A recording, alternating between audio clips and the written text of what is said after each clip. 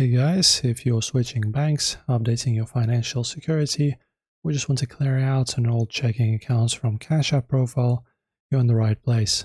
The process is quick, but finding the exact hidden menu can be a little tricky. So I'll show you exactly how to remove your bank in just a few steps. Right, so opening up our Cash App is the first step, of course. Look at the very top right and go to your profile. It's like a little circle with your picture or initials.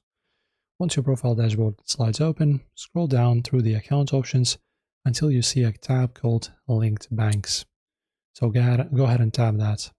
This screen is your main dashboard for every payments method tied to your app, showing your debit card, credit card, and the checking accounts you have attached. Now look under the bank account section and press directly on the bank you want to remove. A tiny menu will slide open from the bottom. If you are simply moving to a new financial institution, you can tap Replace Bank and instantly type your new routing and account numbers. If not, just tap Remove Bank. And also just a quick heads up here, if you try to remove your bank account but it throws an error, it's usually because your debit card from that exact bank is still linked above it.